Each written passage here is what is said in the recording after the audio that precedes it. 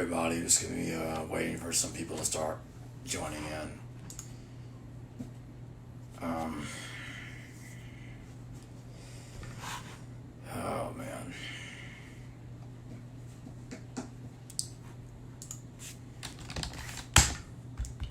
I'm gonna go from there.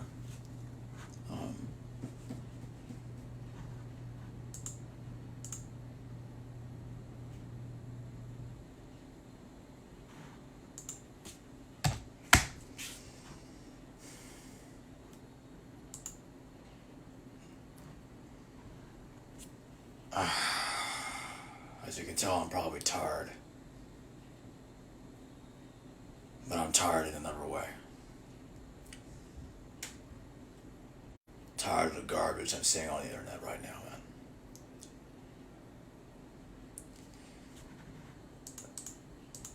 People are trying to tell those other people, you're just regurgitating a bunch of crap. I said it before, I'll say it again. You think Horace has 12 apostles? Name me one of those apostles. Disciples. 12 disciples. Name me one of the disciples. That's what I meant to say. You don't know, they're trying to tell you that there's a depiction of Horus in ancient Egypt of him getting crucified on the cross. If you look it up, there ain't one there. I find it ironic that they would point to Horus as being the god that's similar to Jesus. Because I'm like, well, isn't Osiris the one that's kind of more similar? Because he actually died and rose again? Oh no, it has to be Horus. And there's another one. This one. Oh man, this one really rocks. It makes the Horus one look good compared to what I'm about to say. Because at least Horus is associated with Osiris. There's a claim that Nimrod died and rose again. I'm like, what? Nimrod was associated with the Tower of Babel. What the hell does he have to do with a dying rising god? Seriously, look up Nimrod and Semiramis. There are actually people out there that believe that crap. Like, Jesus has nothing to do with Nimrod. Hi, Philip. How you doing? I'm just here. I'm just discussing this. I'm trying to tell you all about this. Because I was grasping that crap. I'm like, I really don't understand why people are doing that. I guess if I try to make myself understand, I think people are afraid of the possibility of Jesus being some form of historical character, and they're trying to throw crap out there to make it look like he has to be 100% fake. I talked about this before, and that is, if you just look up the mainstream consensus about Jesus' historicity, most scholars will say Jesus was a man, he was deified into a god like other demigods. They'll quote Josephus and other things to show that there was a historical Jesus, but he didn't die and rise again. And I'm perfectly fine with that. With Jesus being a man that was deified into a god.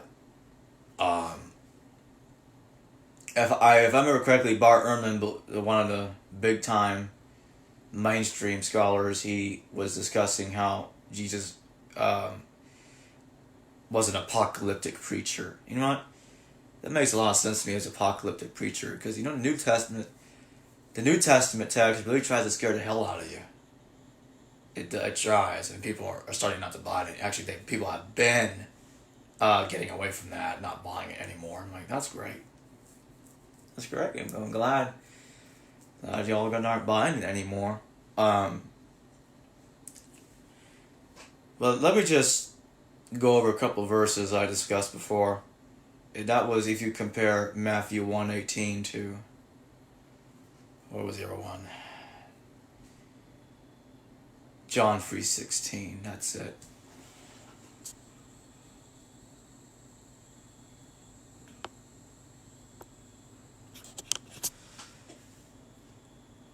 I got a video coming up that's going to discuss something that I haven't really discussed before. And it's a piece of unusual evidence. And I'm going to get to that.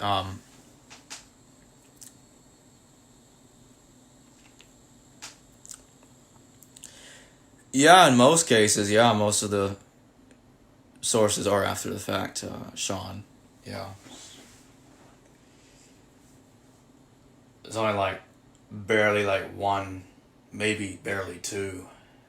And there's no, and those sources aren't really they don't show any proof of the theology surrounding Jesus.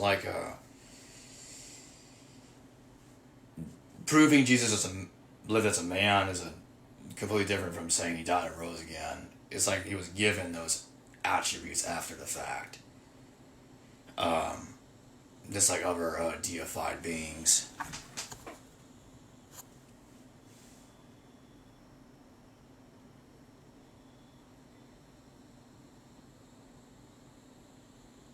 I know Nimrod is a Judaic source only, Sean.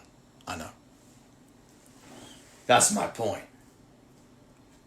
I think you're not. What I'm trying to tell you is we're saying the same thing, and just in different ways. We don't disagree on this. I'm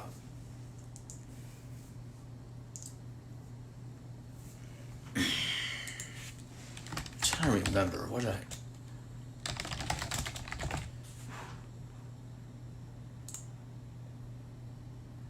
Yeah, here we go. If you look it up on the internet, Christmas is the day of Nimrod.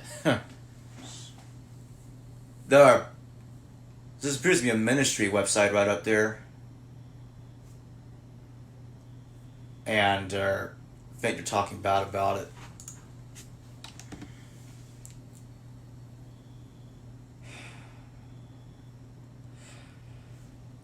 But that being in mind, there are, as of right now, I think it's recently been announced that there are now 34,000 denominations of Christianity, up from 32,000. I'm like, oh man, they just keep getting longer. Even mainstream scholarship says that Matthew, Mark, and Luke weren't there either. There's a lot of interesting things that they say these days, and well, if they weren't there, then who was? John apparently was there because he baptized Jesus. And speaking of the baptism, Horus is supposed to be baptized by Anu. But those that study Horus know better, and Anu is Anpu, a Egyptian underworld god, and he never baptized Horus. They're trying to tell you, look at the Book of the Dead. But when you look at the Book of the Dead, there's just nothing there about Horus resembling Jesus. Anyway. In John 3:16, Jesus is the Son of God. In Matthew 1:18, Jesus is the Son of the Holy Spirit by Mary. There are literally verses in the New Testament that are saying Jesus isn't the Son of God. And I'm like, okay, this is bad for Christianity. And then another part that really makes me want to laugh is Revelation 22:16, which is probably my most favorite verse in the New Testament. It was one of the older versions of the New Testament, like the Wycliffe translation, which I like that translation a lot. Jesus is the offspring of the morning star by David. I'm like, whoa, and you Christians talk bad about gay people now. And let me get to why I said that. So you're telling me Lucifer, whatever you want to pronounce his name, Heosphorus, I think I pronounced that right, the Greek one, had some kind of gay sex with David, and then Jesus somehow came out of there?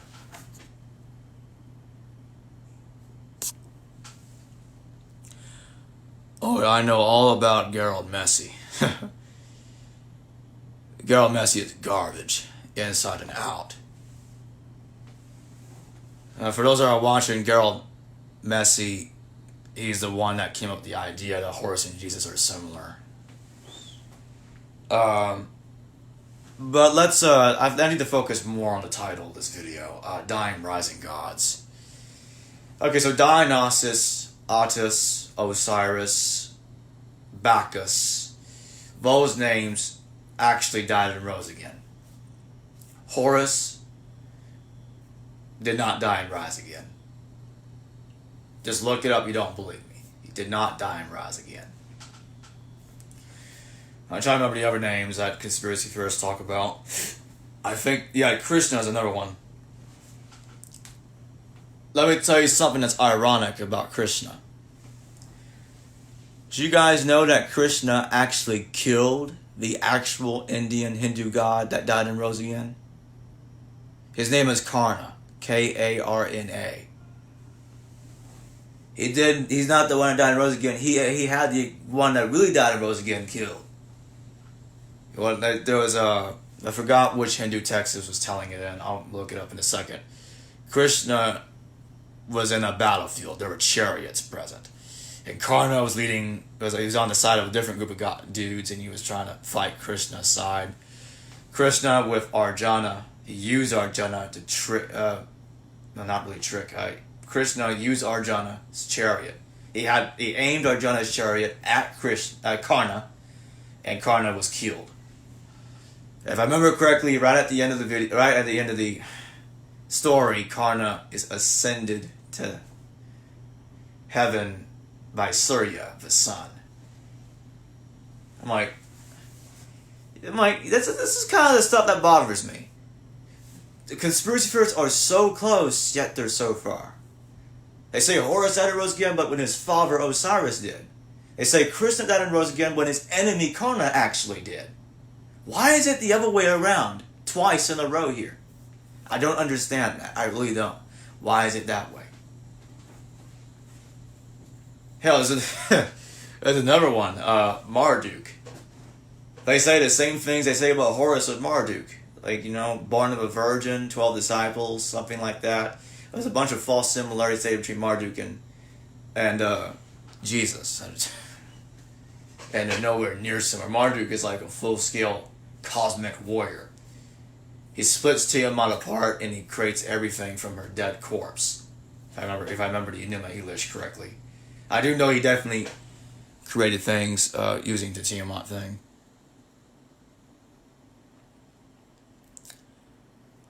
Yeah, Sean, they definitely don't look it up.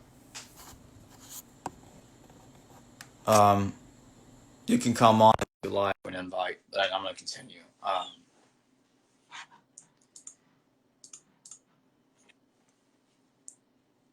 I try to ask people. Oh, hey, Sean. Can't hear you right now. I'm going to put on my earphones. I think it might be the noise.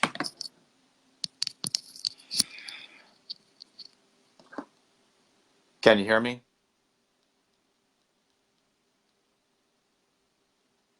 Can you hear me?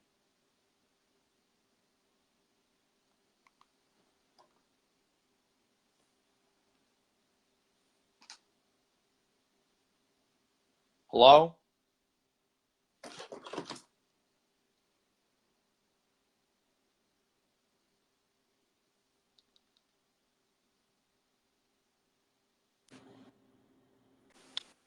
There we go. I think I hear you now. Do you hear me? Here we go. I turned the Bluetooth off. That's all I had to do. How you doing tonight? I'm doing fine. Good? How you doing? Great. I just got off work and I just was listening.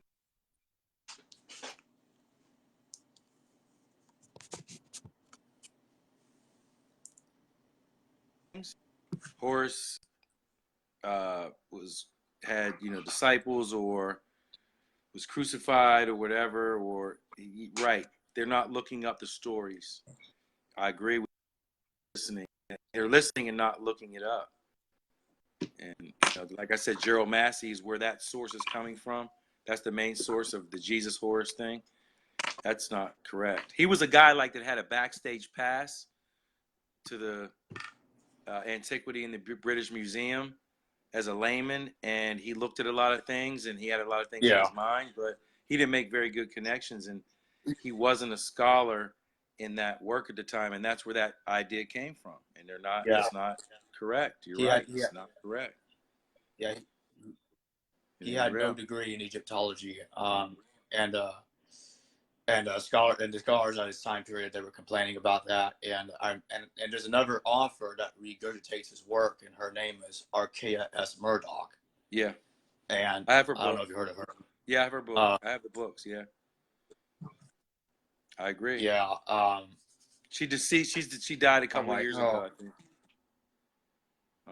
Pretty yeah, much. I think it was breast cancer, if I remember right. And you just made another good connection. Well, go back, Jacob. I don't want to deviate you from what you were doing. You just made another connection. I mean, the Nimrod story we know is a Judaic source. So to say he was, did you say he was? Yeah. Some people say he was crucified or risen from the dead. They say that they would throw in. They think Nimrod was associated with December 25th, Oh, right, right. and was a sun god of sun. I think And I that book think was. some of them even identify him with Paul. I I think that book was called The Two Babylons, and it was by Alexander Hislop. That's a source that the Hebrew Israelites use. The book is called The Two Babylons by Alexander Hislop, and that doesn't seem to be also a good source. That's where people get that stuff from. The Two Babylons Yeah. by Alexander Hislop, of the Nimrod Christmas connection, and Semiramis was his mother, and I'm trying to remember the story that he was killed, and or she had they had power over the people of Babylon, and the myth goes he was resurrected into a baby, Yeah. and she had a virgin birth type of deal. That also is a very poor source. Alexander Hislop. That's not a very good scholastic source. That's not a good source at all. That's where that comes from. To help you, kind of with that. That's where they're getting that stuff from. But it's only like we've chatted. People try to Yeah. they use confirmation bias. It's called. Yep. They only look at information that'll validate their own belief, and the information could. You're right. Yeah, you're right. Yeah. What else were you saying? I'm sorry. I want to let you. I want to let you get down with what you was doing, man. You just you made that connection about Nimrod somehow being resurrected, and then I was chatting because like you're talking in real time, but then I was just trying to give the people the information of where those sources come from, like the Horus Jesus connection, and Oh yeah. I understand. yeah, man. Well, then I went on talking about Marduk. They say the same thing about Marduk, and they would tie in Horus and Marduk. And the other thing is, there are some people out there that think that Enki is Jesus. And I'm like, okay, here's the thing. Christianity, the earliest text of Christianity is in Greek. And this is what I say. If it's written in Greek, then it would be reasonable to assume that the authors that wrote it in Greek were familiar with Greek mythology. And in Greek mythology, there's a bunch of gods in there that are similar to Jesus. Orion, he walked on water. He was given the power to walk on water by Poseidon. And then you have Dionysus. He was put on trial, just like Jesus was put on trial. But of course, Dionysus' trial didn't, like the ending of the trial was different from what happened with Jesus' trial, because the person that put him on trial ended up getting, I think he was torn apart or killed somehow. I'm gonna look up what the name of that king was. I forgot.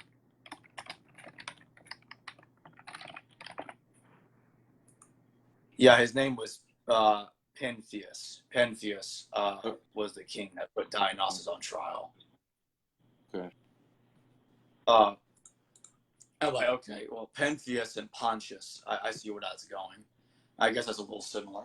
And Dionysus, and he was associated a bit with the wine being blood and the flesh being the meat. I'm like, okay, that is similar to Jesus. The difference is, like, some of the differences, Dionysus, he could create wine, while Jesus turned water into wine. Dionysus did not do that, but he could create wine without water. Okay. That's one of his specialties. It is similar to Jesus, but also different. But some people take Dionysus and exaggerate his similarities to Jesus as well, which is horrible because Dionysus is similar to Jesus in different ways. Don't exaggerate it, because if you try to tell someone else the correct similarities, they may not believe you. And like, if I have to tell that person, research it, and you'll see what I mean. The thing is, I feel like research has become memes now. That's all it is. Memes. Right. I'm like, you just read a meme and apparently you know where Christianity came from. I'm like, that's not how it works. No, it doesn't. I agree. I'm like, even if you forget looking at other religions, you can just open the Old Testament and you can already find how they rolled over a lot of stuff in the Old Testament to Jesus. Like Genesis 37, Joseph and Judah. Judah betrayed Joseph, and he was sold as a slave of some kind, just like what happened in New Testament. Judas betrayed Jesus to the Romans. And like, yeah, the Judah and Judas, that sounds alike. What happened to Joseph is alike with what happened to Jesus. It's as if they rolled it over. And then you have Jonah. He was in the fish for 3 days and 3 nights. In the New Testament, actually, and I think it's Matthew chapter 12, verse 40. And it says that just as Jonas was in the whale for 3 days and 3 nights, so shall the Son of Man be in the heart of the earth. It's kind of like the New Testament's admitting we got the 3 days of Jonah's story. Right. I'm like, yeah. And by the way, that happened in Jonah 1:17, the 3-day thing, in case anybody doesn't know about that.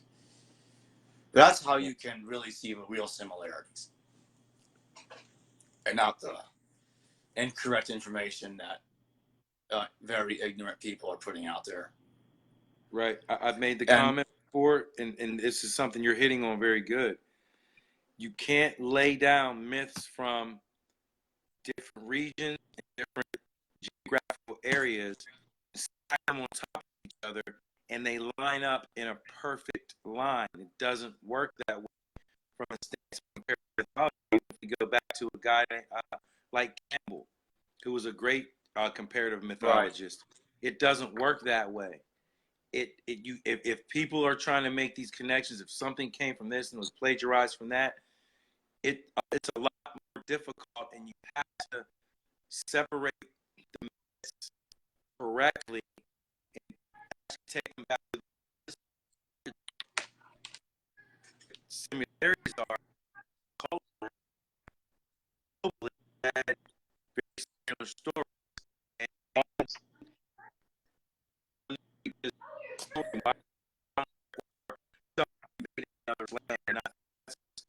People,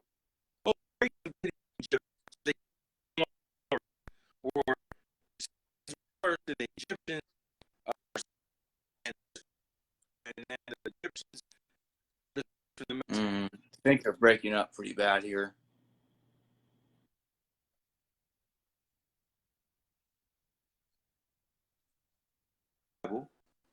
There are stories of catastrophe, and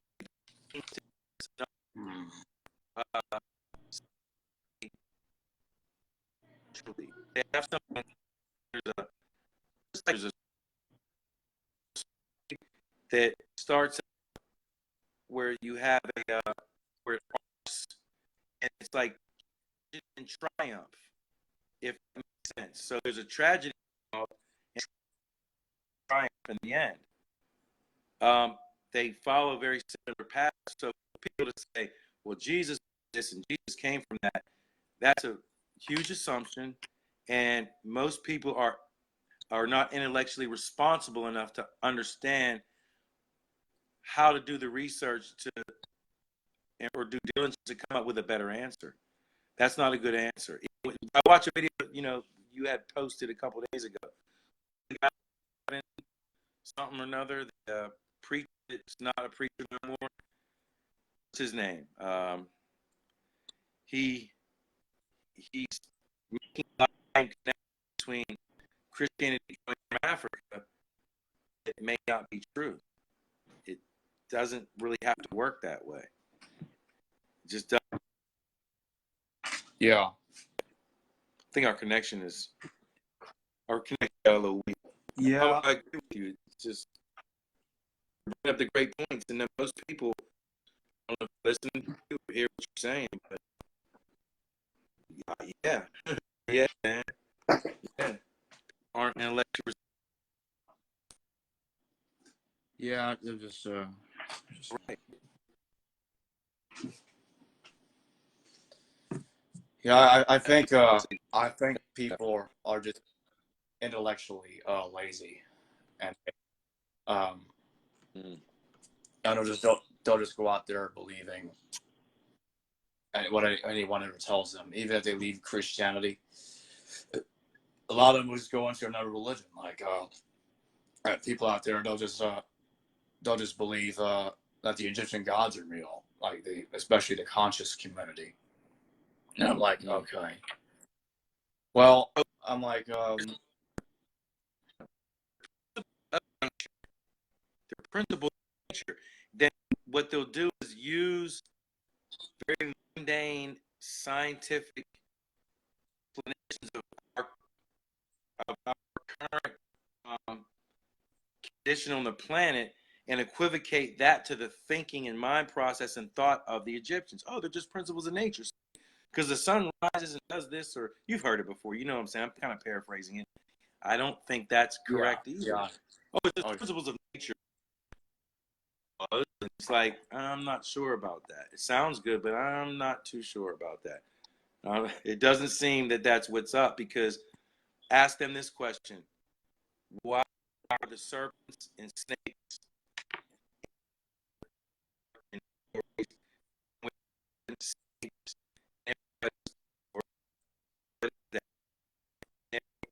cultural function of deity? Then ask them, how did it arise? What is it? How did they? What part of the principle of nature is that? Well, and philosophical question. That was a philosophical question. Now, that's philosophical, but still, you understand what I'm getting at? They'll say, "Oh, yeah, principles of nature." Sounds good. Sounds good. Yeah.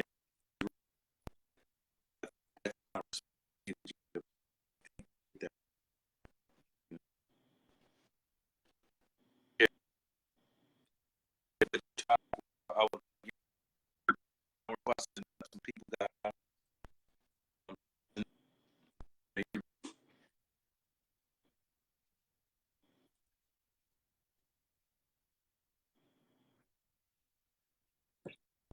yeah, don't mind me. You got to continue what you were doing.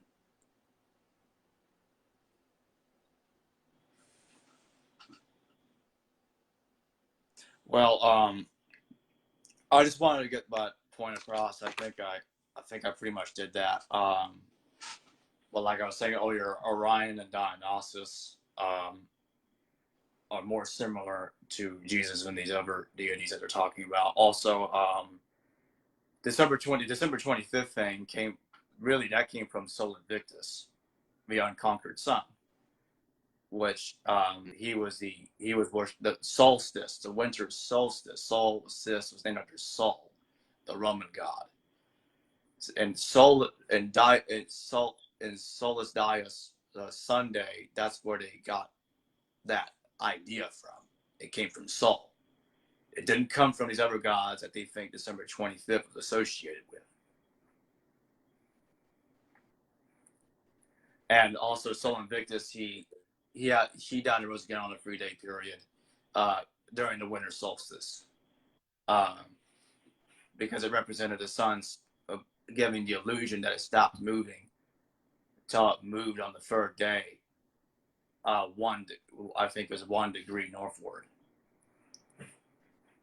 Mm-hmm. Something like that. And it's all involved Sol Invictus, the Roman god. I think too, a good thing we could talk about one day is go ahead. Intellectuals versus faux intellectuals. That's what this comes down to. Intellectuals versus faux intellectuals, and what that really means. You know, we have pseudo intellectuals and we have pseudo skeptics, and pseudo skeptic and pseudo intellectual are kind of related. But the pseudo skeptic is a person that says, "I flat out reject what you're saying," but won't look up what you're saying.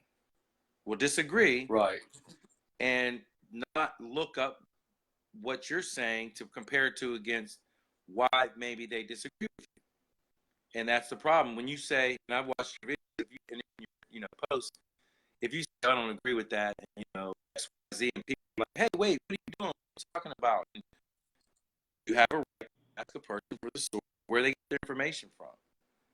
And if they refuse after they made a video to do such, that's faux intellectualism and pseudo skepticism. And like, answer the question: where did you get that from? right. Can you pull a book source?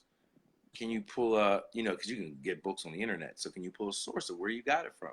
We should question these things. And you're bringing forth some information right now, even that are the people going to research it and look it up rather than getting emotional and saying, oh no, I think that's wrong, or whatever. Because I've read some of your comments, the comments people make, and I'm just like, oh wow. Yeah. And the other thing, just to bring it up philosophically, the spiritual journey, we're going to call this, that we're all doing, may not be what a lot of people think it is. That it may require some very in-depth comparative research, very broadly and in a bunch of different fields, and not just historicity of what we're talking about only. It has to be much broader for everything to make sense, if that even makes sense. I think you understand what I'm saying. It's not broad enough to where Jesus was Horus, and the Bible was plagiarized from this. I tell people, if something was plagiarized, that means it was a copyright. That's what that means. If something's copywritten, and you take something that's copywritten and you reproduce it and don't give credit to what that was copywritten, that's plagiarism. So the Egyptians have copywritten information? First of all, no, they don't. So, oh no, people went in and they took the information and repackaged it. Then the question, even to like the scholars supposedly in the conscious community, give lectures and make videos, where and how have you derived your conclusions yourself of what the Egyptian information actually means? You can't stand in front of a glyph or some art and say, this is Mary right here, and what this was is the African version of what Mary was doing, and then this is supposed to be Jesus. That's not really being responsible in terms of what sources do we have scholastically that can corroborate what you're saying. I'm just saying, Yeah.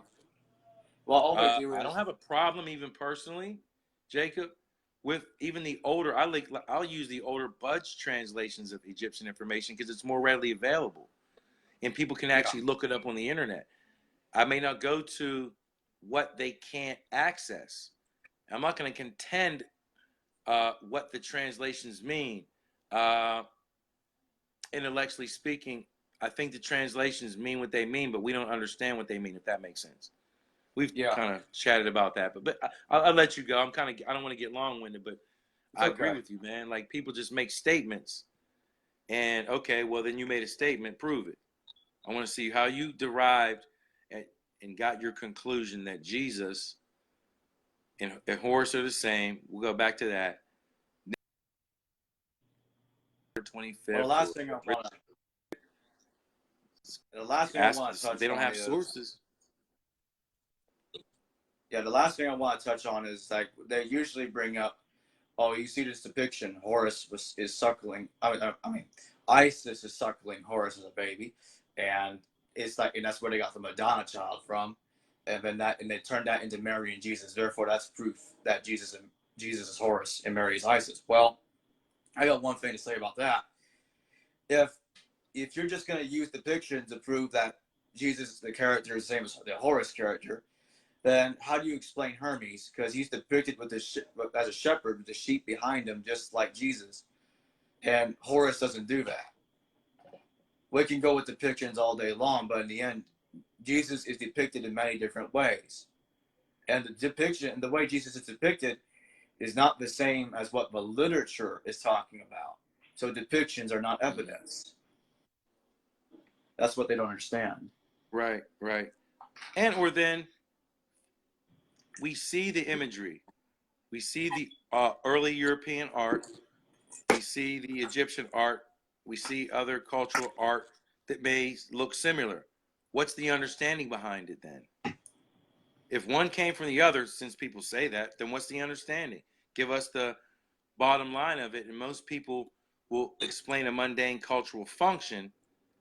But then I asked them, how did it arise that there's so many similarities between the cultures? That's where people get stuck. Where'd it come from? And some people might say, well, all these people were so deep in it. It came from their own philosophical views of whatever. That's not really an explanation either. I agree with you. People have to do better than that. Oh, this came from this, and this came from that, and then this came from that, and this was taken from that. I agree. It's just, it's a circular argument. That's a way to say it. It's a quagmire of information. And let's be honest, and I'm glad you're doing this podcast because I'll challenge people. And I ask people all the time, what was your grade point average in high school? Did you go to college? Now, you may not have had to go to college, but I ask these questions for a reason. I don't have a PhD. I'm glad I don't, in a way, because I wasn't spoon-fed certain information. I mean, I went to a 4-year college, but I still wasn't spoon-fed information to where that's all that I know, and this is all I can see, and I'm going to go with canon, and yes, I can be right because I have a PhD. Sorry, somebody was coming in the room, didn't know I was doing a call, and I was like, get out. But I ask these questions because I need to know, did you do a high school term paper? Do you know how to do research? Do you know how to gather research and cite a paper? Because a high school term paper is a little different than when you get to college and you have to actually cite a paper. That requires knowing how to use a reference section in a collegiate library. Now, I'm just bringing it up. And just to say it, because my father is currently still a research supervisor at Columbia University, and that's an Ivy League school. So when you go to the library, he has 75, I think or so, people that work under him. You as a student can go to the research team and they'll help you do your research. My father is their supervisor, so I can call him up anytime. I mean, he's college degree too, and I can say, Dad, I'm looking for this book. Do you guys have it in Columbia's library? And he can say yes or no. I'll ask him to, help a brother out, if you will. Or if I get stuck, I can use his tools as to be able to help me research. Now, I know we have computers today, but it still goes back to the base premise I'm saying. How do you do your research? How can you do it? That's why it's not ignorant for me to ask these questions. Did you do a term paper? Do you know how to use the reference section of a library? We can Google things, but that doesn't mean anything. I can use Google the same way I do a research paper, but luckily and fortunately enough, I was able to get to that level and go to college and be able to do those things. It's not to discredit the layman, though. It's not to do that. But at the same time, my goodness, man, there's a cluster F of information, and people, because something sounds good, will just cleave to it. How do you arrive at the conclusion? Because you can write a cited paper in college. You can cite a paper in college, and I've had instances and situations myself where I've had to do papers over, man. And I'm being real with you. I still have papers I've saved. You didn't know, Sean. I don't like the way you cited this paper because you got off topic. You didn't hammer down and make your points and argue your points correctly. And I'm like, well, damn, I have to go back and do the paper over again. So I ask these simple questions. People are making videos now, and because they're emotionally empowering the people, they jump right on it. I saw the videos you showed, man, and I was like, man, these guys are tripping, man. They don't have any kind of foundation, right? To what they're asserting. I'll pass the mic, because I can go on and on, man, to the break of dawn. I'm just bringing it up, and it's not to be jive and rude. I'm not trying to be rude. No, I I know. need to know, because it's about intellectual responsibility and due diligence, and I agree with you, man. People are tripping out here, and this from that. I'll say it this way too. It's important. You mentioned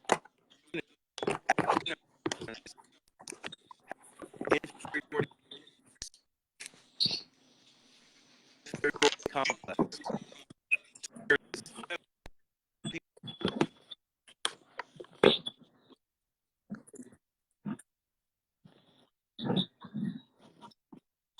Story switch. Negro as an Israeli is different than the African, or the Negro is indigenous to America, and we were all over here. There's a slight possibility that you will hear people who are maybe in the South into the islands and such. You understand where I'm going with this? The story starts crazy because people want to deny what happened during slavery. So it's part of the inferiority complex. To feel superior, that black people had been doing everything, ruling everything in the world. Bam, white people came and took it and changed it around. It seemed like Right. happened other than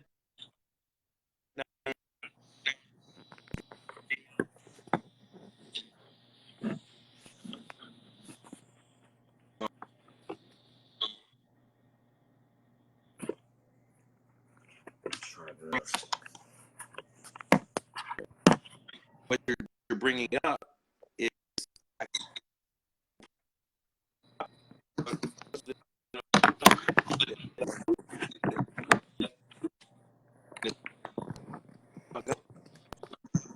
videos.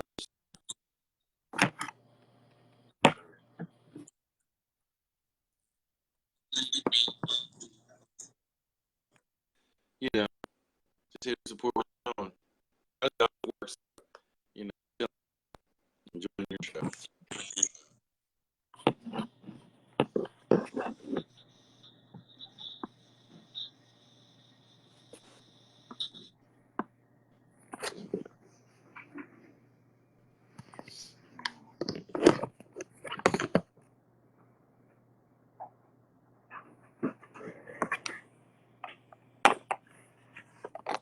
Straighten this out. Just trying to straighten out my phone. I feel you. You're making some adjustments. No, I'm just gonna carry it. Oh, wait, I have a edited video from my friend Neil Thompson from the Electric View that he's saying should be released very soon.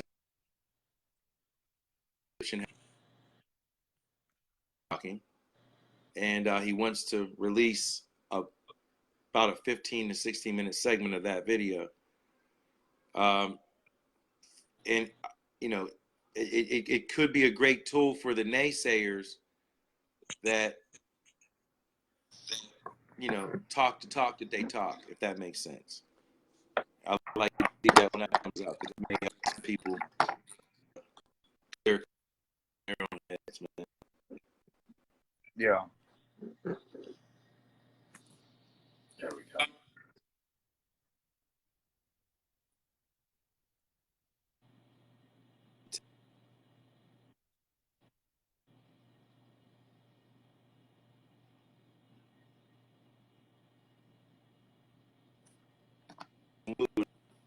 It's a disrespect to the intellectual movement.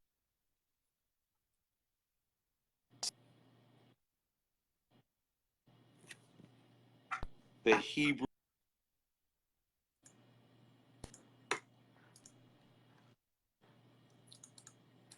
Egyptians, Mesopotamian, Arab cultures, Hindu people, Chinese, Southeast Asians, all through the islands to North, South, and Central America. There should be similarities in the stories, because those stories are still used for great movies we watch today, like The Avengers. And I'm just saying, I'm bringing it up. Those archetypes are used for great movies like Star Wars. But most people don't know that. I do. I learned that at Indiana University of Pennsylvania. Thank you. But that's cool. I get how it works. So, I'm talking while you're getting adjusted, because I'm going to pass the mic back to you, man, because I'm on your show, man. I'm on your call. I'm just bringing it up because I saw a couple people chimed in. And you bringing it up, man. People need to stop trying to. Yeah, I have it adjusted. I was they're just making it bad. They're making a mistake. I was standing it on the micro USB, and it's kind of falling down, so I had to angle it just right. Yeah. It's not what I will say is, it's not a bad thing to say that a story could have derived inspiration from another story versus saying it plagiarized. That's different. Right. So I'm like, yeah, if you compare it, definitely inspiration passing down. That's totally fine. But it's just like when you say plagiarize, you're trying to say all of it came from that one place, and that is not entirely true. Like, people are just being biased. Like, people that want to say everything came from Egypt. And the one thing I find strange is like, why? I'm not the only one that's saying this. Why is it that when these conscious people talk about Africa, they always talk about Egypt? They don't talk about any other country. I'm like, what's so special about Egypt? Don't you have other civilizations down there that you like? Why are you focusing on Egypt? I just thought that was odd. And it's like, and all they ever talk about is they all say that the Council of Nicaea invented Christianity, but there were other councils. There are more than one council, and they did different things. Like, why do you only talk about Nicaea? It's as if that's all they know about. But what the Council of Constantinople? What about the Second Council of Nicaea? What about Trent? You know about those? Why is it just Nicaea? It's like that. It's not like it was the first and the last council to take place. That's another issue with these people. I think they're taking advantage of their followers that have lack of knowledge to make them believe whatever they say. Mm-hmm. That's pretty much how I'm seeing it. Right. I don't disagree. It leads back to also, Jacob, the bigger issue is the human condition right now in general. Because no matter what we talk about all day long, or what all these forums talk about, the human condition is in peril cross-culturally.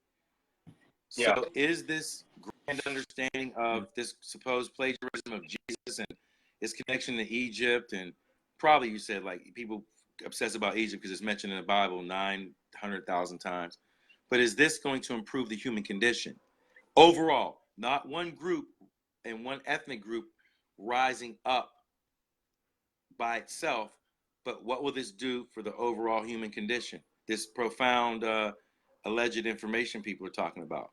That's a question that maybe these folks need to hear, because I know, okay, black people went through slavery, went through a lot. Yes, I agree. But to look at it psychologically,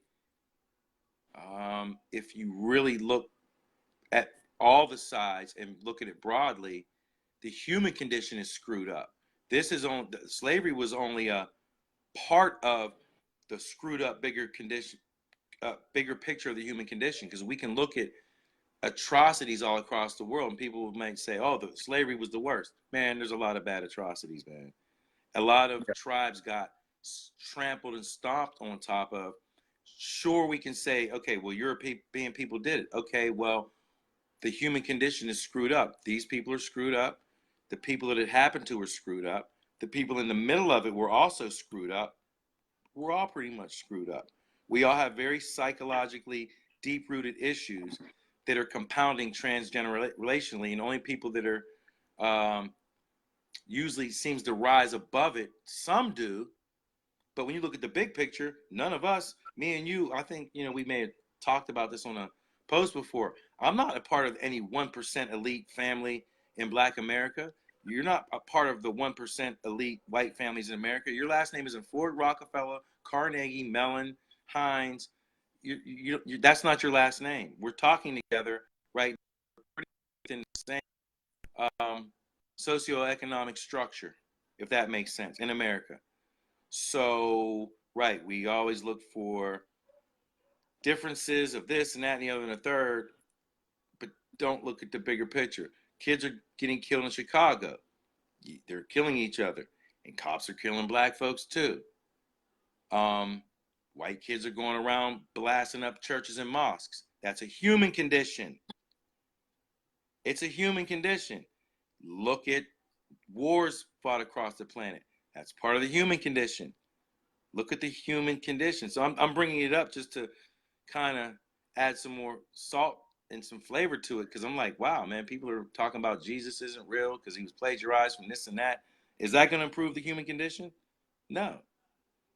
Let's say right now somebody came out that's a top scholar in the world or in the world of academia and said, guys, guess what? Jesus was really Black, and we took the story from Egypt and we lied to you. Then what? Then what? You understand what I'm saying? Then what's going to happen? Yeah, what happens next, guys? Jesus is really Black, and we took it all. He was Horus. Then what? What's the next move? Economic freedom for everybody, equality for everybody, unity in society, safety, empowerment, morality. I don't know. There's a train coming, man. It might get a little loud up and through here. I just heard the horn. I don't even know how to mute myself. It's gonna get a little loud. I'm close to a local train that runs in South Jersey. Yeah, I'm hearing it, but it's not that loud from my end. Well, yeah. Talking. Because you started off like you wanted to lecture to people. I know you did. You were like, hell, hold on. Right. Keep doing that. Keep asking them simple questions. All right. So Nimrod died on December 25th. What does that mean? Or he was born on December. What does this mean then? Is it gonna free the minds of the people? Is it gonna give us economic success? Eminent fulfillment? No. Immortality? Are we gonna be immortal now? I mean, I'm just asking that. It's just food for thought, man. They're philosophical questions. Very philosophical questions. I think people are just really going all about this completely the wrong way. There's got to be something bigger than that would need to happen for those changes to take place. And the thing is, and I know you brought up Rockefeller, and those other rich families. I have a different take on those families. Well, meaning this, we're not elite. Right. It's nothing to degrade them. No, these are great, powerful American family names. We're not in those families. We're talking to each other, and Right. neither one of us are a part of those elite societies in that old money they call it. We don't come from old money, so that's something we have in common.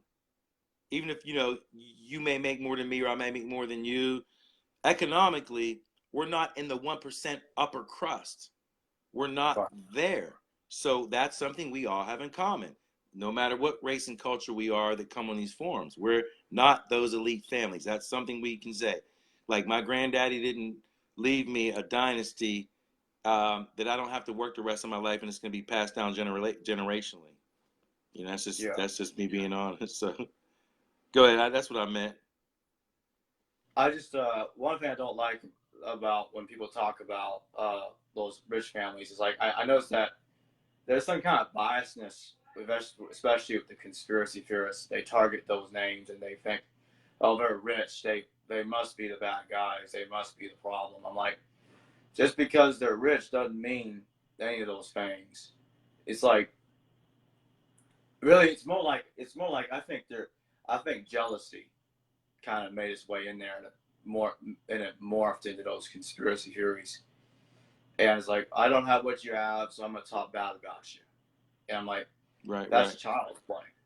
Like I don't got a problem with those names, and like, but I will have a problem when someone's talking bad about somebody else simply because they have something you don't have. I'm like, that's not right. That's not gonna do anything. Right, right. Because remember, we have the Illuminati conspiracy theorists too. You know, Yeah, we got that. That's another.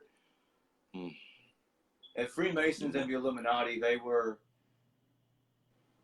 the kind of people that actually stood up against monarchs and started revolutions in Europe and were trying to bring Renaissance one way Hmm. or another, and they were chased down. I'm like, and they were going against the Catholic Church. I'm like, these don't seem like the people that are running things. If you want to go there, I'm like, what's your problem with these people? And then you had Leo Taxil. I really hate that guy. That guy started as conspiracy theories about the Freemasons being Satanists. I'm like, for the last time, Freemasons aren't Satanists.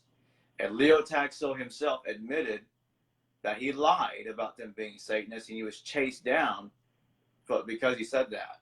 He had to, if I remember correctly, he was getting like there was a Christian mob that was going after him because he said he lied, and because he was riling up those Christians into thinking Freemasons are Satanists, but he said he lied.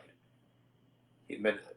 So I'm like, and despite the fact he admitted it, there are still people to this day that think Freemasons are Satanists. I'm like, so you're going to tell me that Freemasons, whom aren't a secret society, they're not. A secret society doesn't put lodges in public like they do. They don't put bumper stickers on their cars for everybody to see. So I'm like, come on, man. What are you talking about with these Freemasons? That's what I don't like about these conspiracy theorists. They are purposely being intellectually dishonest about Freemasons. Right, right. And like, I've where's asked, the proof that they're Satanists?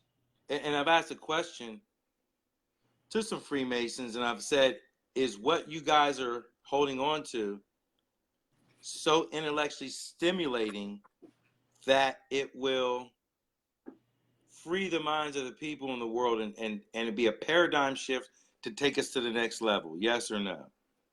The answer is no.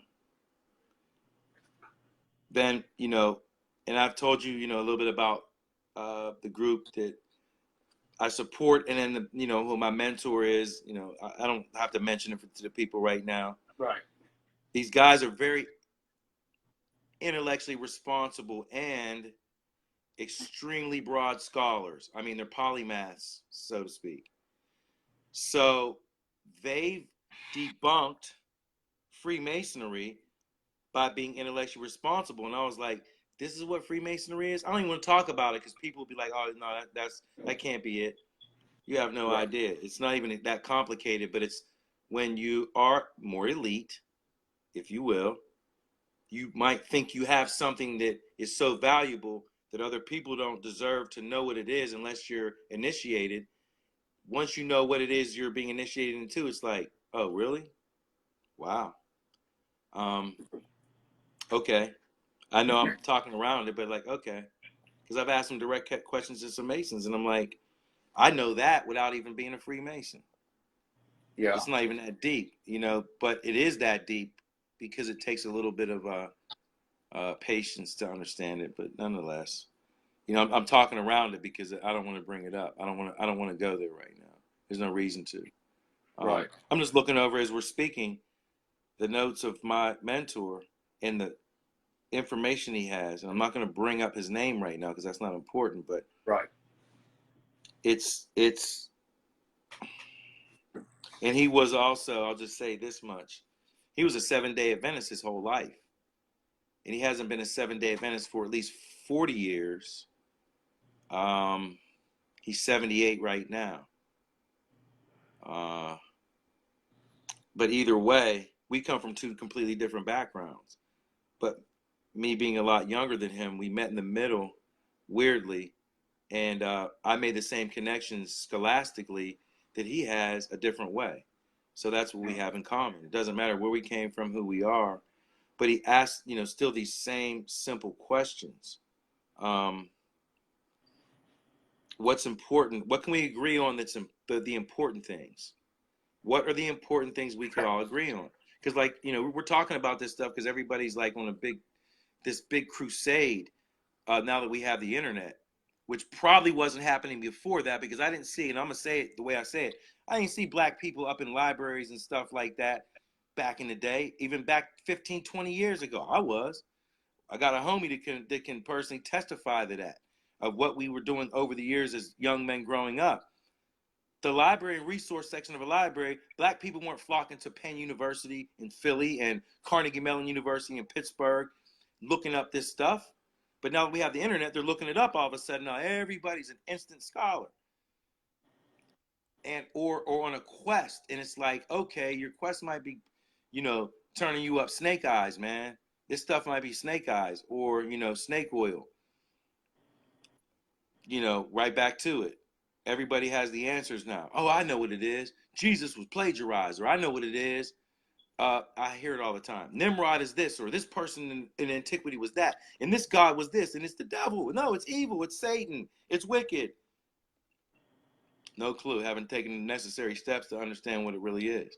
No clue. And I grew up in a Christian household, and I told you before on some other posts, I was a part of the Black Hebrew Israelite paradigm for a while. Me being the intellectually responsible one in that group, ISUPK, and trying to be the voice of reason, I was rejected. I can't be the voice of reason to people that are unreasonable. So we're having this conversation just because we're on the same page that way. Right. I'll pass the mic because I'll rant. I'll rant. I'll keep going on and on. I'll rant it out because it's like preaching. Right now we're just kind of busting it up. What I don't like about the Black Hebrew Israelites is how intensely racist they tend to be, and not only that, but I remember the origins of their denomination, and it started out as some dude reading Deuteronomy 28, and he started thinking, slave ships in ancient Egypt. I'm like, whoa! All of a sudden, we're the real descendants of Jacob now. I'm like, well, hold on a second. Let's pretend for a second that's true. What did God do for you? That's really what I want to figure. That's what I want to figure out right now. What did God do for you? It's like He allowed your slavery to happen. Right. I'm like, not much of a God there. And before I think it was in late 19th century, that their denomination started out, and I'm like, and before that they didn't really have that idea. I'm like, okay, buddy, there are thousands of denominations of Christianity. There are other cultures that believe they're chosen people of God. Can you prove it to me outside of your Bible or holy text if you really are? They can't do it. They have to go back to their holy text. I'm like, but in the end, you're going by interpretation. You're relying on somebody reading a particular passage in Deuteronomy 28, and then he's reinterpreting it to make it appear like it's referring to his ethnicity. Like, that's one hell of a hunch. Mm-hmm. I'm like, and never mind the fact that there's almost no proof for the majority of the characters that are mentioned in the Bible having existed. Right. So far. True. So far. Deuteronomy 28:68 cannot be found in the Dead Sea Scroll record. I'll bang with anybody on that. We can pull the Leon Levy records up in infrared. We can pull it up. We can look at it and acid test it. And somebody I just saw recently did a video in the Greek. It's something completely different than even in 2868 in the KJV. Then Egypt has to be the house of bondage, and this is talking about slavery. And that book was put in 1611, allegedly several years after slavery was already happening. So it becomes very so that church folks, I say, it's not disrespectful to them at all. Understand this stuff, because I would just challenge people simply and say, are you following Jesus? And did he give you a message to take an inward journey or an outward journey? Because our idea of God is a supreme being. We're lesser than. He created everybody, but somehow screwed it up and had to kill everybody. But then changed his mind and sent his son in fleshly realm to teach us, etc. Well, the disciples didn't even understand what he was saying, you know. And it's not to be a criticizer. I'm not saying that, but to criticize. But they didn't understand what he was saying. But if you look at his words in English, you should be looking at them in Greek to know exactly what he was talking about. Because from what I read in the Greek, though it's still fragmented and it isn't complete, it's not saying what it says in English. And it one little part of it that the English language takes in another direction could mean something totally different in Greek, where you don't understand it, because it seems to me in the Greek that it's an inward journey and it's about you, the person. It ain't got nothing to do with, oh God, what's going on? And I don't have enough confidence in myself to do what I have to do. I don't think he was talking about that in the Greek.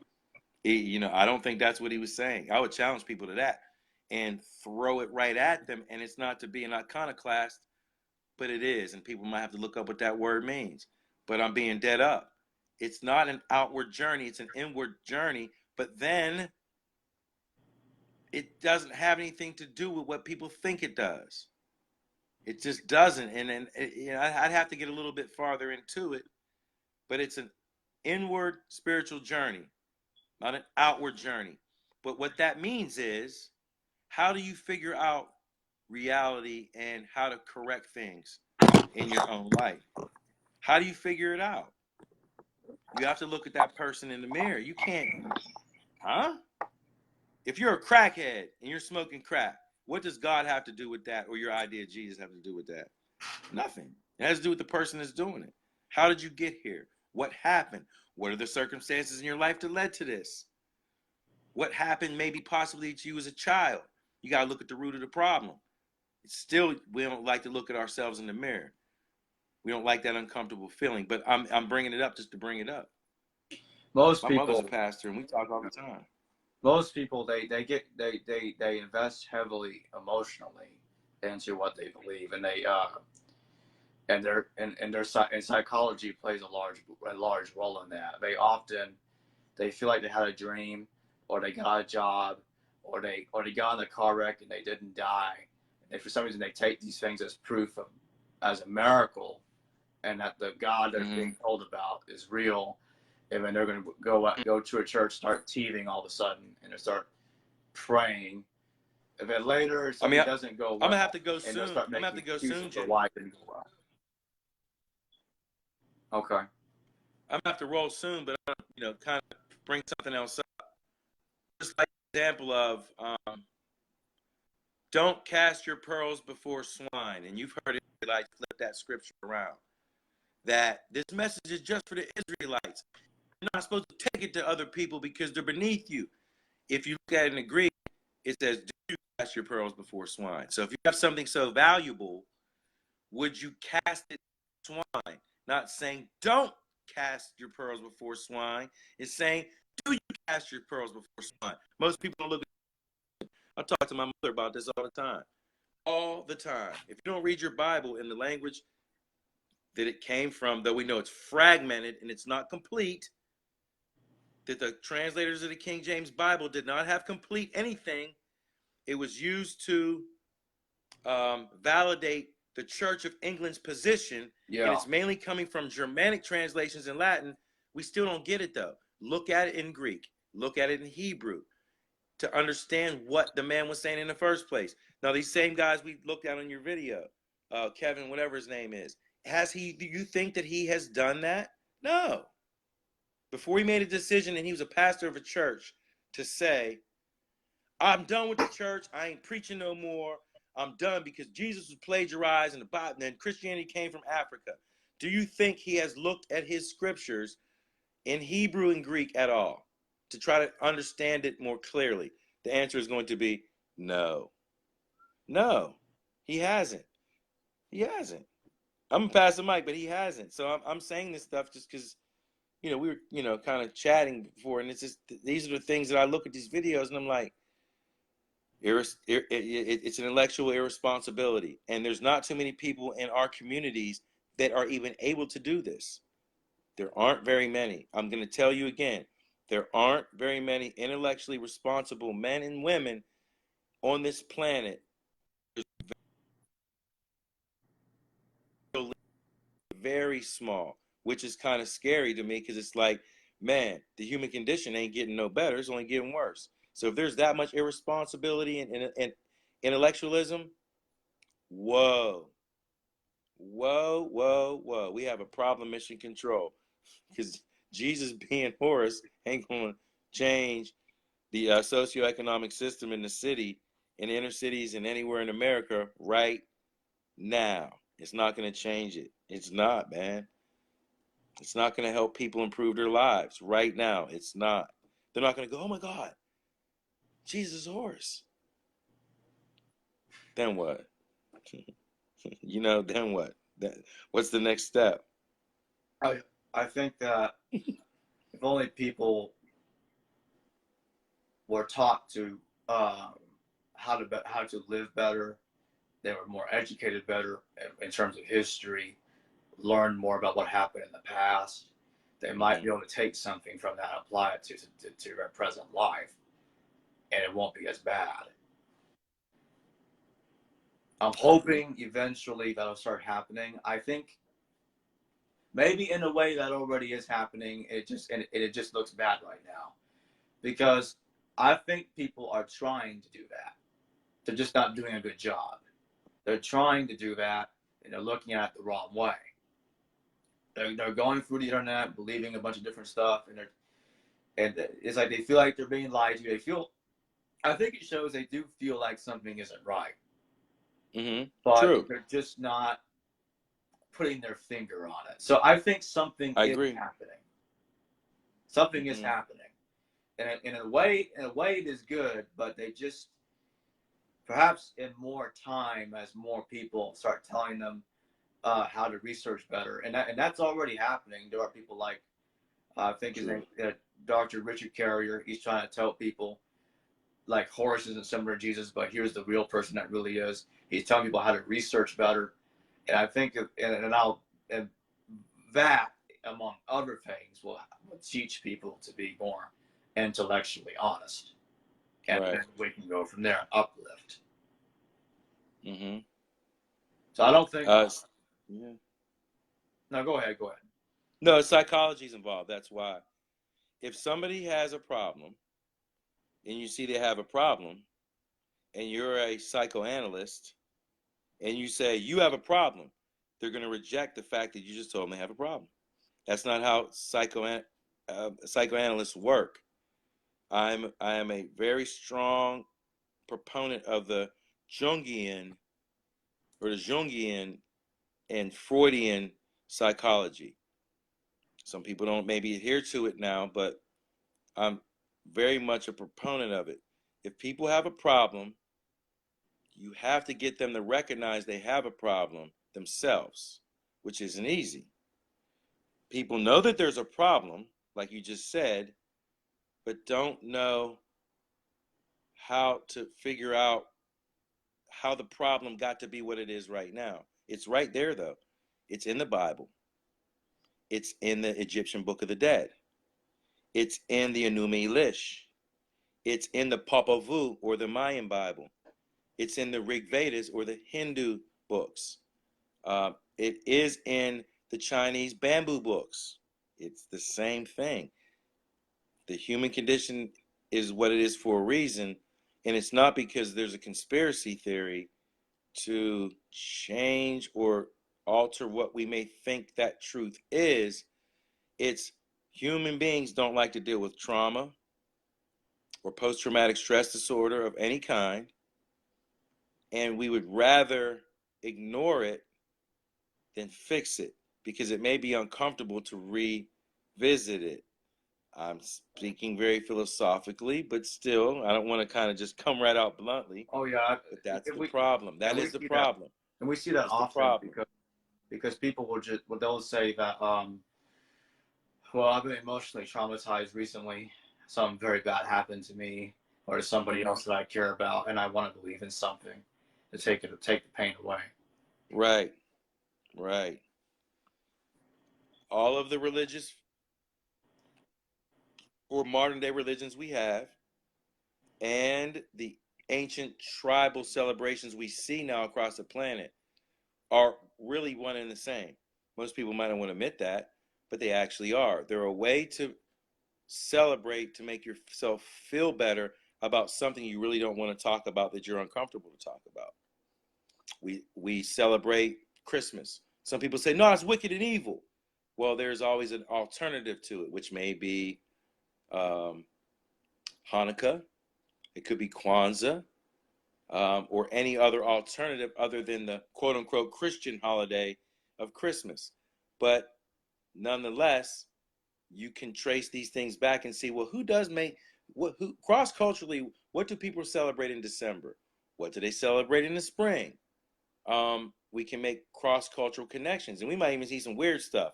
I just heard about, something that's done in Ireland, man, where people like strip down butt naked and climb to a top of a hill, and I think it's in the springtime, which makes no sense. It seems bizarre as ever. They don't probably even know why they do it. Well, the question then is, they're doing it. Why are they doing it? I've seen some rituals and celebrations in like Russia and up in that area look exactly identical to African traditional celebrations. Like, what in the heck is this? I can pull up the information because I actually had to save it because I was like, this is odd. And through our group, we kind of made mention about that. But why are people doing this stuff? And it, of course, people want to attack this religion or attack that religion or say this or say that. But you don't really understand why unless you went through and taken the necessary steps to see that people just don't want to deal with recent point in time in history. I'll just say that way. We're celebrating things to commemorate points in times in human history and be happy about things, to forget about the things that make us feel uncomfortable. Yeah.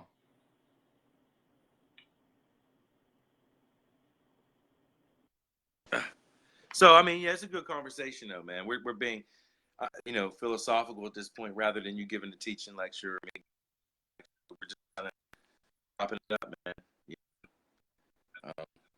Philosophical, it's not being, I'm trying to be very direct. I'm not trying to be direct. I'm trying to be indirect because maybe the people don't want the direct, I call it the hardcore funk, that real hip hop. Maybe people don't want real hip hop. Maybe they want, more of a watered down version of it for right now because it might be a very hard pill to swallow and a strong drink that people may not want to hear. But it's in the Bible, and like I said, it's in every religious holy book, temple. It's all across the planet. It is, guys. We'll maybe talk about that some other time. But yeah, besides Jesus being Horus and what that would imply and how that could change the course of humanity. Oh my goodness, Jesus is Horus. Okay, well, what that would, it's not, I agree with you, but what would that mean if he was? Yeah. Europeans stole it. Then what does that mean? Well, let's give Horus back to the African American community. They want to be Egyptian, that's why I'm saying it that way. We're giving it back to Sudanese people, will say. Then what? Yeah, I'm being loud, Jacob. It's all good. Then what? Then what happens? Well, the one thing I think in a way that would help people if they started thinking that Jesus is not who they thought he was, then at least like one thing I find ridiculous about Christians is they tithe. They give money to the church. I'm like, okay, if those kind of people think differently, and not all Christians tithe, but a lot of them do, and if they were to come to a different conclusion about the Bible, they would stop teething. And another thing I do find that I do think this is one of the few things that the getting out of religion might do to somebody psychologically is that they might think differently about medicine, because there are some Christians that think medicine is evil because it's a sin. If you're sick, then that means God wanted you to be sick. You shouldn't be getting medicine. In fact, one of the early forms, actually, if I remember correctly, it is the earliest form of the anti-vaccine movement, started out as Christian Scientists, in which their cure for any kind of disease is praying to Jesus. That's it. And eventually, over time, it morphed into different people, different beliefs, and other things started thinking that way too, for different reasons, that vaccines are bad. And most cases, if someone doesn't take vaccines, sometimes they die because they don't. I mean, it's just my issue is like, what is the point of going that far? But they think that's a big deal. They need to prove Jesus can heal people through prayer. And in the process, they're hurting other people that abstain from using medicine. Mm. Now, I mean, medicine's not perfect, but goddamn, it's there. Mm. Take the damn thing. Don't complain about it. Just take it. Help yourself. It's not like there's a big conspiracy to use medicine to kill people. I mean, most people that take medicine are perfectly fine. Yeah, there might be a couple of manufacturing accidents here and there, and that happens everywhere. A car could be manufactured incorrectly and somebody dies. What are you going to do about it? If you're afraid that medicine's going to do that to you, then you better be afraid of a bunch of other things too that could be made incorrectly. It happens. It doesn't mean it's all bad. If one person loses control of a car, does that mean everybody that gets in a car is going to lose control of their vehicle? Therefore, don't drive a car or ban all cars? No, that's stupid. That's a fallacy, generalization fallacy. Mm-hmm. And Christians, they do that a lot when it comes to medicine. And I'm like, well, not all Christians, but quite a bit of them will. Most of them don't, but quite a bit of them will. I'm like, there have been parents that were charged with indirectly causing the murder of their child or child neglect, something like that, because they did not give that child treatment when they could have, because they think Jesus is the answer. And that pisses me off. So yeah, I think getting out of religion could help here and there. No, it's not going to solve the problem 100%. Definitely. Yeah, we agree on that. But there are some. It could help in some ways. Some.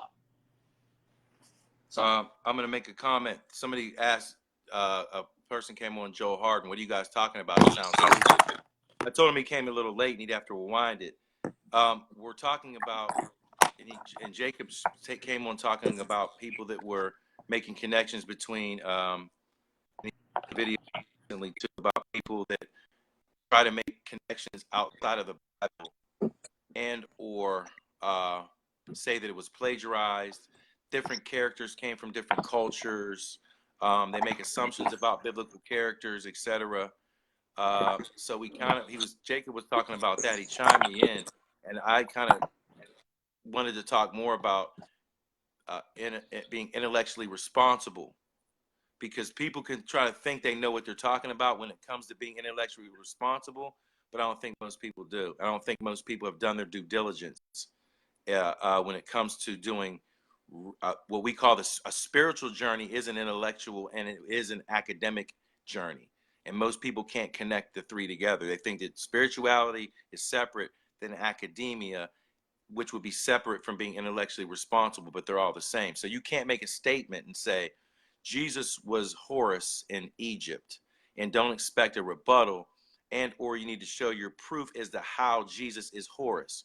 Or if you want to make any kind of mythological connections to that character, the next step is going to be, okay, you made the connection. What are words leave allowed in the dust? Well, then what does these stories actually mean is going to leave people in the dust. They can explain the cultural function of deities because you can look that up. But if you ask people how this all sprang up, how did it spring up, they're not going to have an answer for you.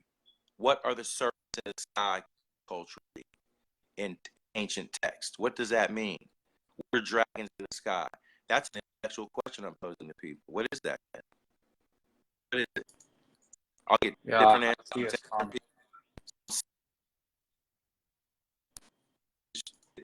Was talking about specific examples when he had to chime in. He years and made it more of a philosophical discussion rather than him challenging people, because he is right.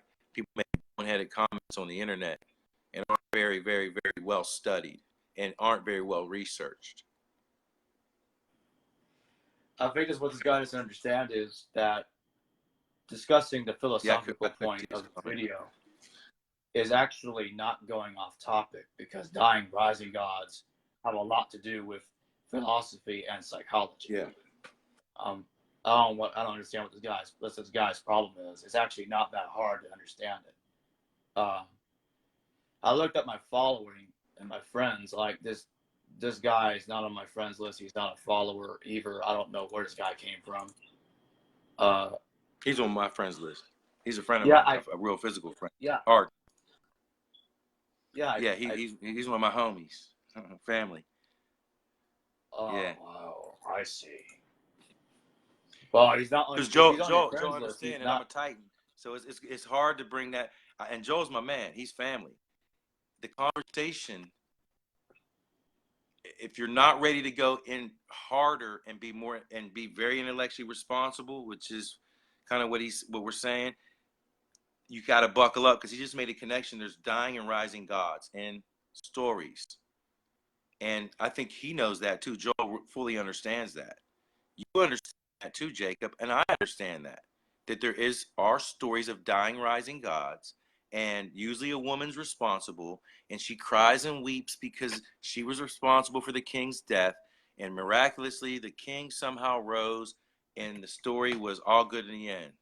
That's kind of the basis of it cross-culturally. We understand that. We're not disagreeing with that.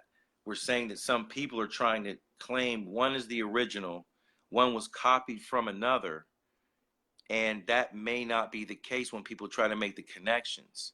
They may make wrong connections to the stories to begin with and don't even know what is dealing with or what the subject is, how are physical realities and not made up imaginary myths. That's a whole nother level to it. That's a whole nother level to it. If you can't explain they were, how are you going to explain to somebody where they came from, and or again how they sprang up, who was the original, what it means? That's kind of it, Jake. I just wanted to give him a gist of the Dutch, Jake. You know what I'm saying? I wanted to kind of get him to understand that. Because I'm not trying to be the smartest guy in the room. I'm not. But I have. I understand. It's all good. Right? Yeah, I have had some. I have some real intellectual prowess, and I'm chilling because, I'm just chilling. I'm chilling because, and to give Jacob Sue some more, like I kind of said, if I really go hard in the conscious community, the Israelites aren't going to agree with me, nor the Comedics, nor the Nation of Islam, nor the Moors. They're all going to disagree with me. But they disagree with each other. But they disagree with each other, but they're definitely gonna look at me and say, "Oh wow," because it's a very hard pill. I can give them a hard pill to where the pill is very hard. That's gonna make them look at themselves like, I didn't do my due diligence just because this man raised this argument. That means he must have some information I don't have, or have not looked at, or I ignored. Pretty much, yeah, pretty much. Looking at the chat, some comments. I'm looking at some stuff around here as we're talking to, because I was out. Now I'm not out. I worked early today, so I have my work uniform on. Got home a little early.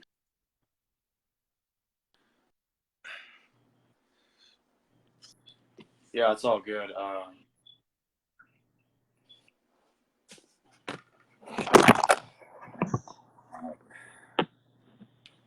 There we go.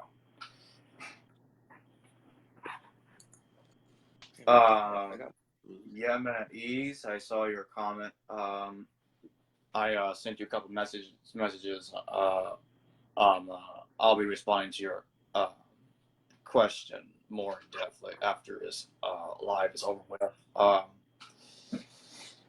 Well, at this point, one thing that I find really odd is like as you were just discussing the nation of Islam, the Hebrew Israelites, conscious community. I'm like, well, the funny thing is the one big thing they have that are similar to each other is that they all agree that one way or another, everything came from Africa, and or their ethnicity, one way or another, and it's kind of like they all believe the same thing, that in a way, they're the chosen people, or everything came from them, and yet they disagree with each other. I find that really weird. It's just like that. They remind me of Christians, really, when Christians disagree with each other. They think they all agree the Bible's the Word of God, but they can't agree on what it says. It's quite funny to me.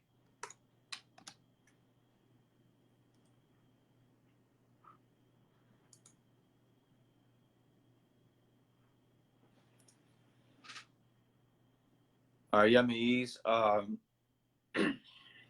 Last thing I'm going to say regarding your question is that let's just say that when I chat with you regarding this, it's more complicated than than you were probably than you probably think regarding how the character of Jesus developed. I'm just not going to go over it right now because I think we're pretty much almost done with our video.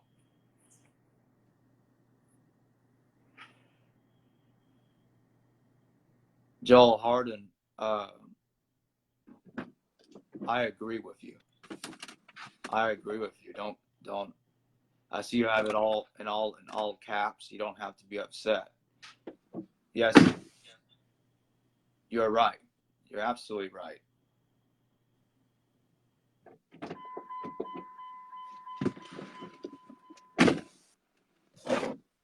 We're just discussing it in a different way, Joel. That's what we're doing. It might come off odd to you or bad in a way to you, but it's nothing to worry about. We're not defending these stories. I'll make that clear, Joel. Yeah, your Joel there kind of made a comment full of all caps. You see it on your end. Yeah, that's what I told Joel. He jumped in late. He jumped in late to the table. Joel, he jumped in late. He didn't get it from the beginning, or he may have been able to make some comments. Yeah, just watch. You can rewatch it from the beginning when this is done, and you better understand what we discussed. Same with anybody else that is misinterpreting what this video is about. Yeah, Jacob wanted to make a comment about dead and rising king. What about resurrection story, so to speak? Is that what when he originally said the dead and rising kings? Yeah, he says every religious story is BS, but Jesus is not original to the fifth or sixth power. How's Believing it in BS? Ask him how's it BS. And I want to know how's it BS because the consciousness of the people at the time globally were writing these stories. They were isolated cultures. And very similarly, they were writing a lot of stuff that was really similar, and the art was similar. Though there were variances, the art was similar. And I would even say the most synonymous symbol in global art in ancient religion is the snake and the serpent or the dragon. Now, with that being said, because Chinese people still use the dragon when they celebrate New Year's, that's an archetype. So when you say it's BS, you have to present your argument and deduce why it's BS based on Occam's razor. We're going to use Occam's razor as a principle, which is you're going to deduce it down to two answers. The most simplified answer is probably why, and the more complicated answer isn't. If you're going to say it's all BS, because this is still recorded throughout global cultures. So it can't be just hogwash and unintelligible stories. We were told that, though.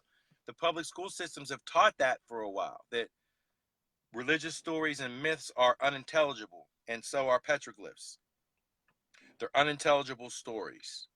So to say they're BS, I'm on the exact opposite side that says they're not BS and can present an argument as to why they're not, whether you are a Christian, a Muslim, whether you're a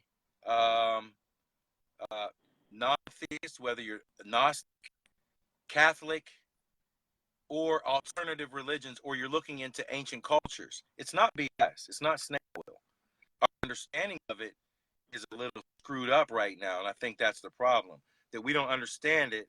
So if we don't understand it, we're just going to write it off as garbage. This doesn't mean anything. They're all saying kind of the same stuff, though. Well, that's a discussion, and that's from my man Joel. He knows I go hard with it. I go hard with it. I'm usually not, to twist anything. I would say, look at the human condition. Let's look at the human condition. Let's take off the table for a second that we come from bias, Democrat, Republican, Christian, Muslim, black, white. Take the bias out the middle, your own selective perceptions, or what you think. That's when it gets a little tricky, because some people can't do that when they're researching. When you're researching and doing journalistic research, as a journalist, you're supposed to not have bias. You're supposed to be able to do research with no bias. So that's what this comes down to. Where are the cross-cultural points of agreement? Then we can talk about what these things actually mean, but when we can see that there's actually some points of agreement, rather than where things vary. Go ahead. And one thing I'm going to say is, like, Joel says, no discussion is really needed if you have a religion you have agreed to stop thinking. Yeah, I agree with that, because if you limit yourself to a dogma and you say that's all there is, you kind of did stop thinking there. You're limited. You're limiting your mind to learning anymore. So yeah, you did, because you're limiting what you think based on the holy scriptures of your specific religion. And the other thing that's very interesting is there's a study about nationality, in which if you were born in India, you would be a Hindu. If you were born in America, you'd probably be a Christian. If you're born in Europe, you'll probably be a Catholic or a Christian.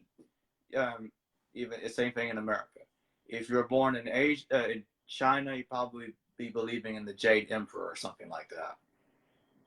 If you're a Viking, you're in Scandinavia, or whatever.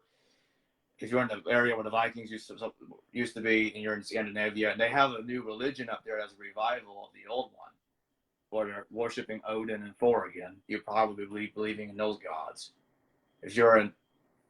It's all nationality and geography. If you're in the Middle East, you'll probably be believing in Allah.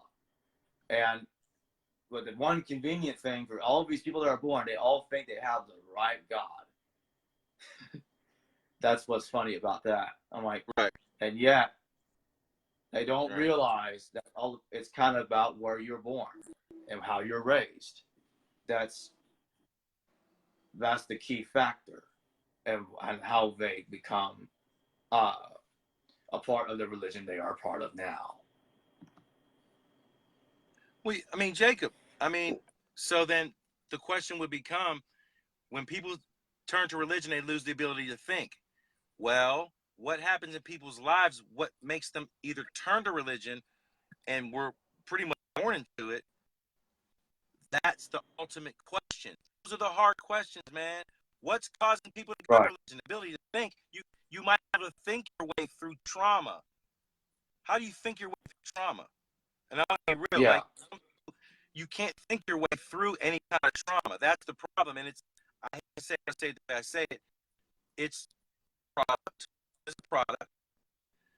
Say it's psychological placebo. We didn't really have much of an option. It was like, okay, you're going to go to church, and this is what the Word of God is. The Creator God belief. Then you have the belief of the Messiah. And you don't understand these things, but it tries to give people some type of hope, but it's not an internal hope. It's more of an external hope, if that makes sense. It's something outside of themselves, rather than a level of psychology, man. That's nothing that, religion is like it acts as like an intermediary to try to through the problems that are there, you know what I mean, that they face every day, to try to make them feel better about it. It's not an easy road. Sure, we have psychology today that can help people.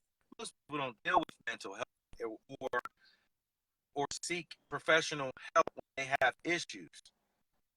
So yet and still, it goes to the hard questions. Let's look at the human condition broadly, and then understand why these institutions are in place. But the answer to it is within the books themselves. If you miss that, then that's what most people miss. It seems as though there was human trauma in the very fantastic supernatural stories we read in the Bible. The Lord spoke unto the people, and he sent fire and brimstone and hail to the planet and destroyed this land. Whoa. That's an interpretation biblically. I just kind of loosely said it. So the Egyptians say the same thing, and the cultures of Mesopotamia say the same thing, and the Norse myths say the same thing, and the Native American myths say the same thing, and the Mesoamerican myths say the same thing, and the African myths say the same thing, and the Chinese myths say the same thing. Is that real or is that fake? And that's a question, straight up. Is that real or is that fake? Was there something in the past that happened so terrible that it literally killed people, destroyed people, and had people traumatized, ones that lived through events, whereas they were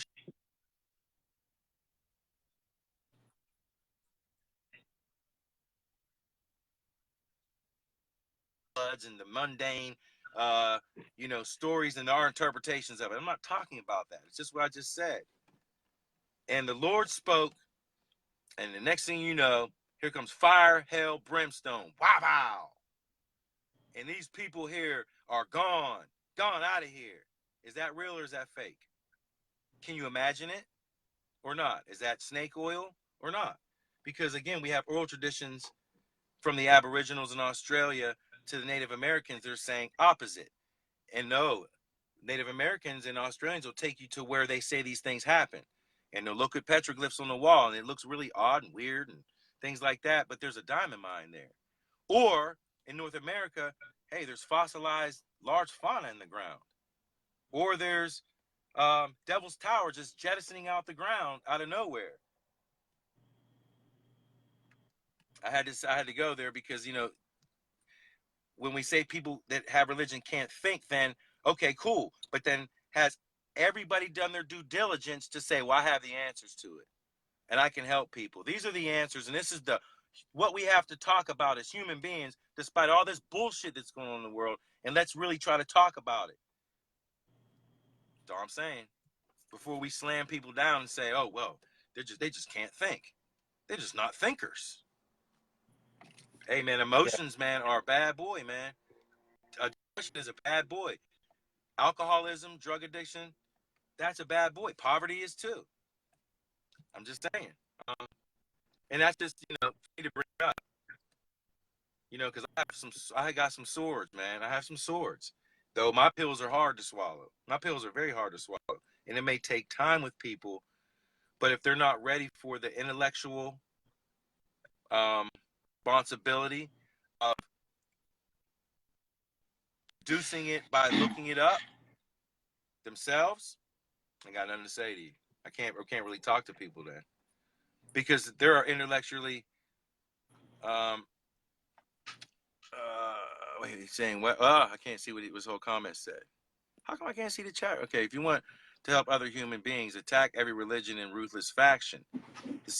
Okay, I understand his point though. But here's the thing.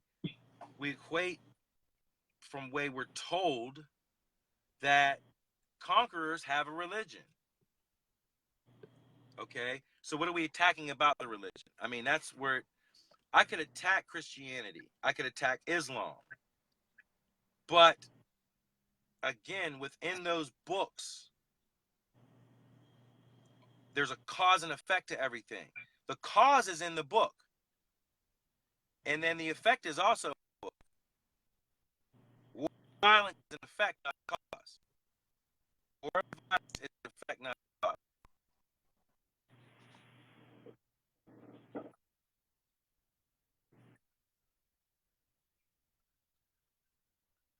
I agree with that.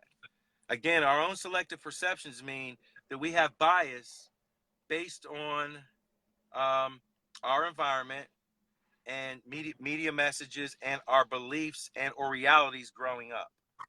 So we all have selective perceptions and bias.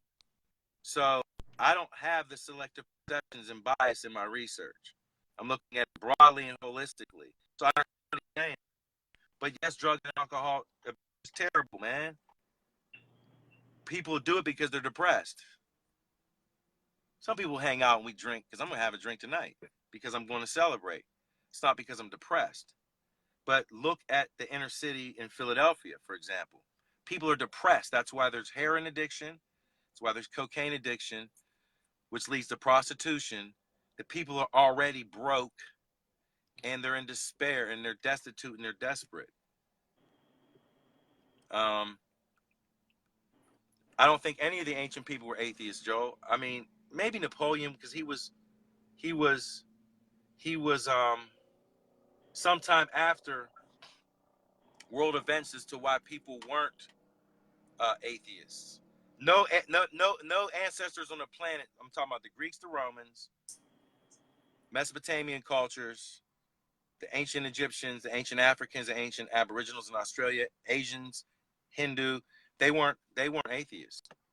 Our perception of God is the problem. I've said this for years, man. It's the English translations of those books that we don't get it. We don't understand what it means. An atheist, okay, well, check it out. Why? Okay, lightning strikes happen, right? Oh, man, my light just went out. Lightning strikes happen. I have a different explanation as to how it works than maybe meteorologists. But it works. Lightning does work, correct? Joe, lightning works. We know it works. Okay? We also know that from my research that electric currents pervade all of space. Those currents exist not here on Earth only. They also exist in space, in the far reaches of space, because we can see it now with radio telescopes, and we can see it with X-ray telescopes. We know that there's magnetic fields everywhere and there's electrical charge. We don't know where it comes from or why it's there, but it's there. Mainstream atheistic scientists, I can make them feel real terrified whenever I don't care who you are, because their atheistic stance that's based off of scientific reasoning really isn't reasoning at all. It's not reasoning. It's imaginary conjecture. So by there being, and my battery's dying. I'll use this as an example. There was a big bang, and the universe was created from a big bang. That's no different than saying Jesus was real. Saying that there's a such thing as dark matter, as to why you have galaxy rotational curves that don't match the gravitational model. There's something called dark matter up there, and that's what's making it happen. That's like saying Jesus. Saying the sun is a nuclear fusion furnace is like saying there's Jesus. Saying there's a such thing as evolution in primates and that we evolved from single-celled organisms is like saying there's Jesus and in the beginning God created the heavens and earth. It is. It's imaginary conjecture. It's not intellectually responsible at all. It actually isn't. It's actually intellectually irresponsible to make those statements.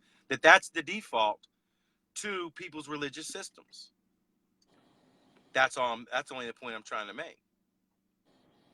That's not a healthy alternative. Darwinism is not a healthy alternative. If you teach your kids that, you're being, to me, anybody that does that is being intellectually irresponsible. And it's just as equally intellectually irresponsible to say God created two people named Adam and Eve and everybody came from them. But what's the understanding behind the story and getting to the root of it? That's the problem. Jacob, I took up some time doing that, but I had to say it that way. It's the same thing. It's the same thing. Well, It's the same thing. Well, it's the same thing. When it comes to evolution, I don't really care about evolution. In my opinion, I don't really care if evolution is true or not. I mean, at least I do give it to people that try to prove it. They do show similarities between different fossils to suggest there was some kind of change. I'm gonna put my phone down for a second to get my charger. Go ahead. At least they have something. Whereas when the religious person says Jesus died and rose again, all they use is the literature. That to me is a big difference when it comes to evidence. And I don't really have a problem with it. And Joel, I agree with you. Just because we don't have an answer doesn't mean we have to accept the stupid one. What Sean and I are just talking here. I mean, nobody agrees on everything that somebody else says, and we're just speaking our minds differently here. I agree with you, Joel. The Jesus as described in the Bible did not exist at all. There is no evidence at all to prove it. None. Just like there's no proof that Muhammad went on a donkey with wings flying to the moon that split in half. Those are just absurd claims. I agree with you. No problem. Let me give you some suggestions, Joel. I'm going to repeat some things I said earlier in this video. I would like it if you looked up Orion and Dionysus. Study those two characters very well, because Dionysus and Orion, they both are, in their own ways, are similar to Jesus. Orion walked on water. Dionysus was associated with wine and flesh, like the blood and meat that was discussed in the New Testament. Dionysus was put on trial by Pentheus, just as Jesus Christ was put on trial by Pontius Pilate. So, I mean, that's quite clear evidence of inspiration from there. I want to ask Joel, like, okay, so again, I guess it's religion. Because I'm going to say biblical text, though it's just a narrative, based on hard, ancient mythology that still exists in papyruses and temples, and etc., and it's misunderstood. So we destroy religion, then what? What's the alternative? What's the alternative to it?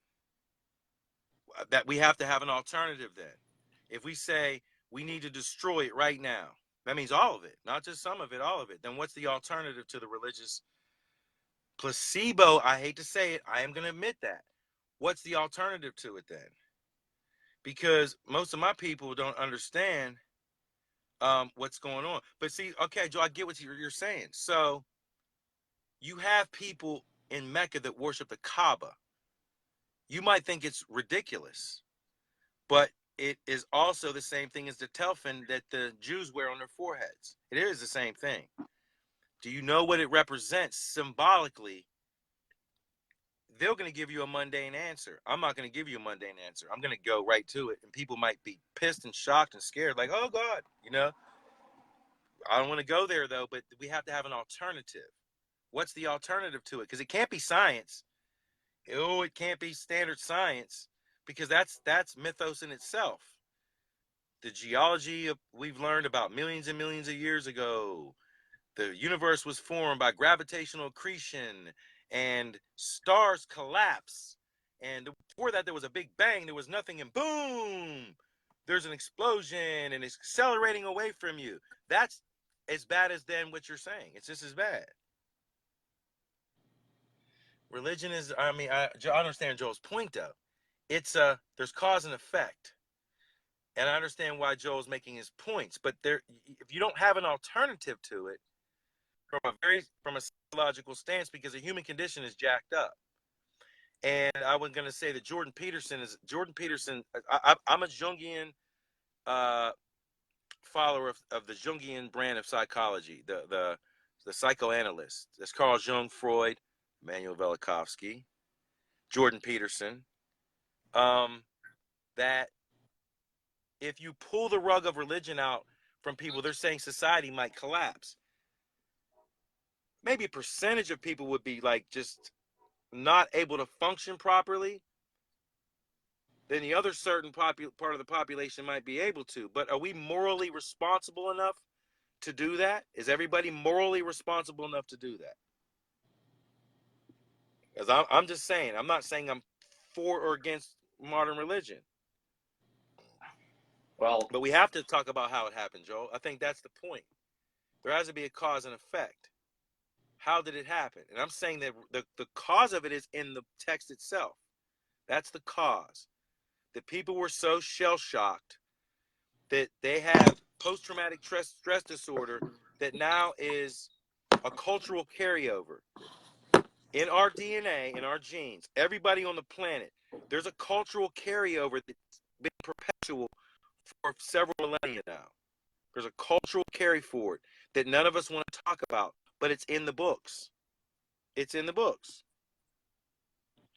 We have to deal with the cause first, Joe. That's what I'm saying. I mean, no, just get rid of it. We don't need it. I understand his thing, because we've had we've had a lot of deep, in-depth talks about it.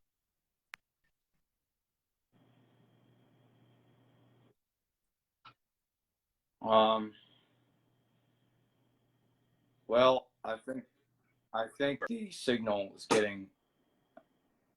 I think you're breaking up a bit more here. I think we pretty much discussed all the points. Can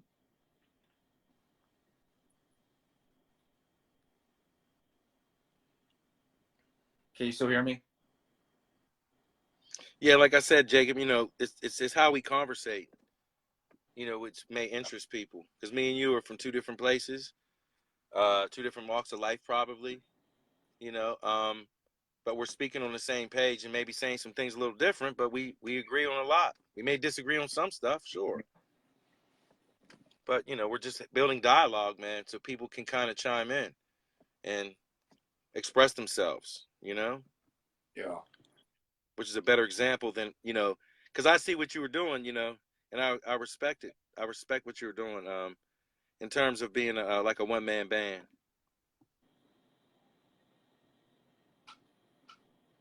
I don't think. Oh, wait, hold on. I'm trying to see the rest of the comment. I can't see it. Oh, I know the first cause, Joel, but many people aren't going to believe it. I have to show it to people. We have to talk about not so much the religious text, but what tribes of people on the planet still have oral traditions where they can tell us what happened in the past in their own language, and we can look at it. Because right now I can show you that there are at least about 130 to 150 what they call impact craters on the planet. I'm not saying they're impact craters, but there are at least 130 to 150 impact craters on the planet.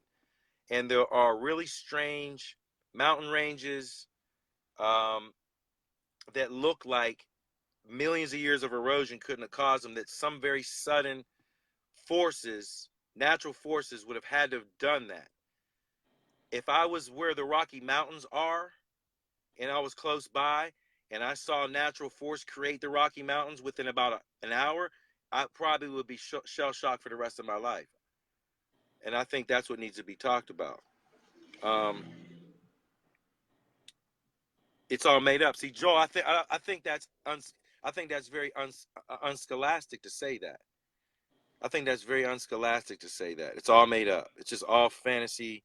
These people are just making stuff up. I strongly disagree with that statement. We can't say the Aboriginals and the Dogon tribe in Africa, that's another good example, and that the Skitty Pawnee in North America made their stories up. Because the symbols globally look pretty much the same. There's small variances in the symbols that they still have. They use symbols in their art. They're very, very similar. There's only certain small degrees of difference between them. Because if somebody's going to say,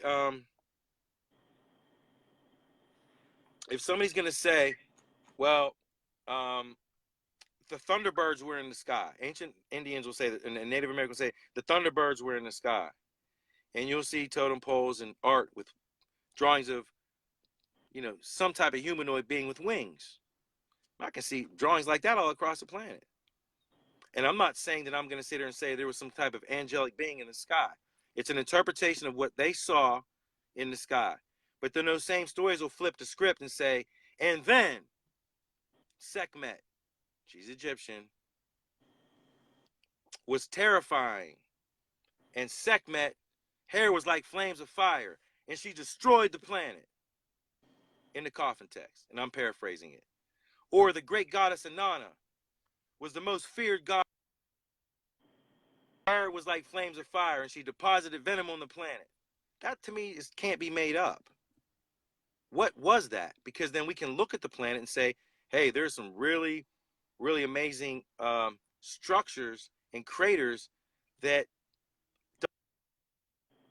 laboratory to show they were impact events with craters and with meteors or comets and things of that nature. But we can surely show them in a laboratory with electrical charges. We surely can do that. And I'm just saying. So these stories just can't be unintelligible hogwash. Because then I would say, and I can show that Darwin and Wallace, Sir Arthur Eddington, even Einstein, these guys were making up their own imaginary conjecture. And that's really imaginary. Because there's no way we can test anything them guys ever said. But what these ancient people are saying, and when we go and look at what they're talking about, we can actually test those things and come up with plausible explanations possibly as to what they really are and how it actually happened. And what are these people talking about, Because either way, they were doing some strange things. Europeans came to America and they're like, oh yeah, these people are savages. Oh, so are Europeans. But strangely enough, if you got caught by a Aboriginal Indian, North, South, Central America, they will scalp you, or they're going to take you to the high places and they're going to cut your heart out. And that's reality. That's the reality, man. What was in the psyche of the people to have them behave that way? Because we can find that art all over the world. We can read it in the Bible. We can see it on the walls of Egypt. We can see it carved in rock art all over the planet, man. That's pretty violent, man. That's really violent, man. Like, whoa. So here come Europeans who are savages, and they meet savages over here, and it's just savagery in itself. You can go back to the Egyptian Bronze Age. It's savagery, man. People are not giving a damn. Cut this man up and cut his penis off. Bring me all the penises. Well, But look at us now. Look at our behaviors now. Is it civil? Oh, I'm not overthinking, Joe. Joe, I don't overthink at all. No, I don't overthink. What am I overthinking? Overthinking? No, Joe, it's history. It's written history. The same way the biblical wars were happening and penises were demanded and phallics, that's on the back of the Narmer pallet, man. Like, dude, you're in an ancient war, you're getting your head cut off, homie, and your penis cut off. And Europeans, conquerors and conquistadors came over and dealt with the same stuff. And they're, just as psychopathic as the people that were doing it. How did that? Why do people act like that? Why are people still behaving that way right now? What is the cultural carryover to why people are still behaving that way and have been all throughout recorded history from 3000 BC to right now? What's the psychological cause and effect to that?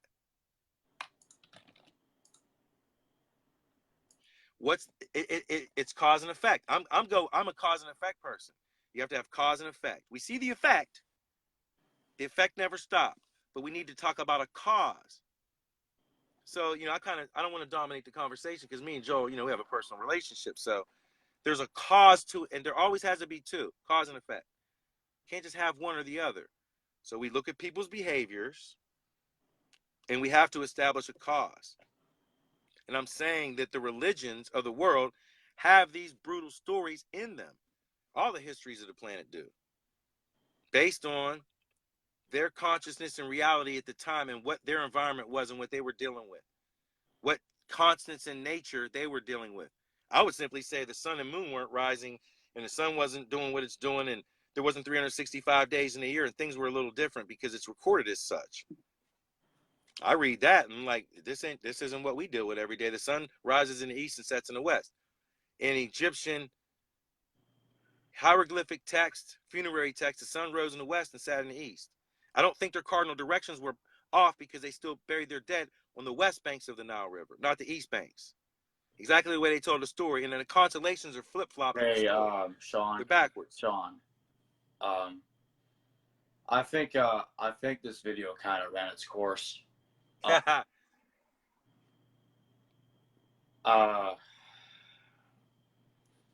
think. Go ahead, Jacob. This is your show. Yeah, we had a good conversation. That kind of went way off topic there. Also. Yeah, it did. Because Joe can hit me up. We can rap about it. I mean, Joe can come down and come into the library, and I can call some of my peoples up. I mean, I'll share some podcasts with them. Because we haven't talked in a while. Me and him still talk a lot. We haven't seen each other in a little bit though.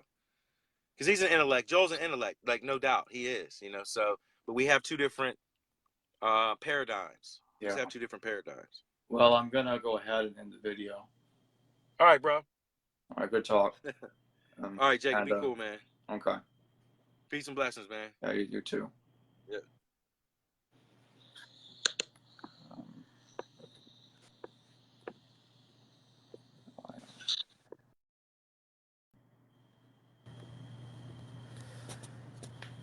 All right.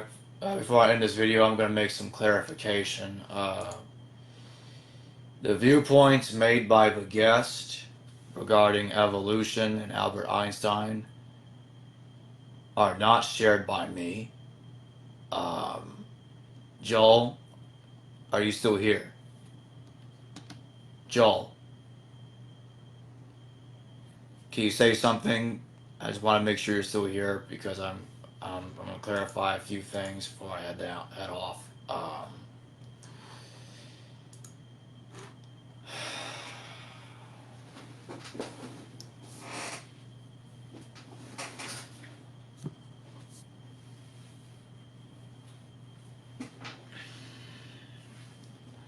I do agree with you, Joel, that religion is a big problem. And we were kind of bouncing around different topics tonight, discussing different things that kind of went off topic there. But in the long run, a bit of the conversation was pretty good. Was on topic. And that is pretty much it. That's pretty much all I'm going to have to say. enough.